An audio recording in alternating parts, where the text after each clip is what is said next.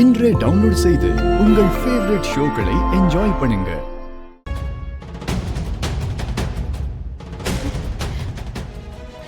என்ன மருமகளே, எதுக்கு என்னை பார்த்து பயப்படுற? பயப்படாத. இந்த மாமன் உன்னை ஆசீர்வாதம் பண்ண தான் வந்திருக்கேன். ஆசீர்வாதம் வாங்கிக்கோமா.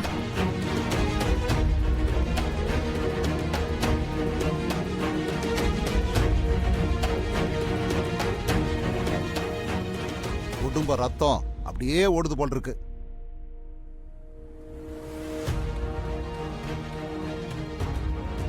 என்ன மாமங்காலில் விட மாட்டீங்களா? சரி, இருந்துட்டு போட்டோம். இந்தா.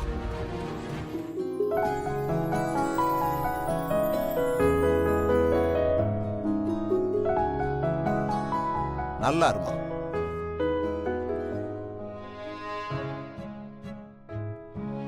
இது போதும் எனக்கு. இதுக்கு தான் நான் வந்தேன். சரிகளா, உங்கள்கிட்ட தனியா பேசணும், கொஞ்சம் கூட வா.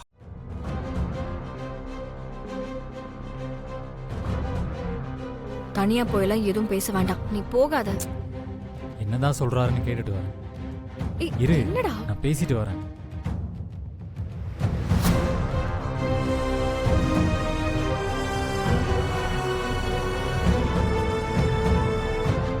என்கிட்ட ஏதோ பேசணும்னு சொன்னீங்க. நீ உன் குடும்பம் எல்லாம் எனக்கு நிறைய கெடுதல் பண்ணிட்டீங்க.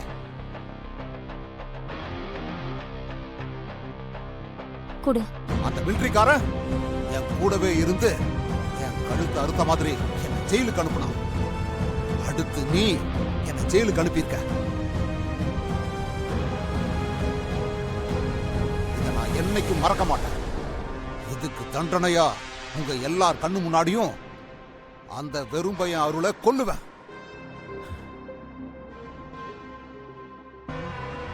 என் பொண்ணு கழுத்துல அந்த வெறும் பைய கட்டின தாலி அறுத்தெரிஞ்சு அவளை நான் என் வீட்டுக்கு கூட்டிட்டு போவேன். அதுக்கப்புறம் உனக்கும் உன் குடும்பத்துக்கும் ஒவ்வொரு நாளும் நரகமா தான் இருக்க போதும். உங்க யாரையும் நான் நிம்மதியாவே இருக்க விட மாட்டேன். மொத்த குடும்பத்தையும் சிதைச்சு ரோட்ல நிக்க வைக்காம விட மாட்டேன். நீ சொல்ற எதுவுமே நடக்கவே நடக்காது. நீ அருளை தொடணும்னா முதல்ல என்ன தாண்டி தான் தொடணும். உன்னால முடிஞ்ச தொட்டு பாரு. ஜெயிலுக்கு போயிட்டு வந்த கோவத்துல நீ இப்படி தேவையில்லாம உளறிட்டு இருக்கேன்னு நினைக்கிறேன். நீ சொன்ன எதையுமே உன்னால செய்ய முடியாது. அப்படி செய்யணும்னு நினைச்சேன்னா அத்தை புருஷன் கூட பார்க்க மாட்டேன். உன்னை குழி தோண்டி புதைச்சிட்டு தான் மறு வேலையை பார்ப்பேன். யாருக்கு யார் குழி தோன்றாங்கன்னு பாப்போம்டா. பார்க்கலாம் பார்க்கலாம்.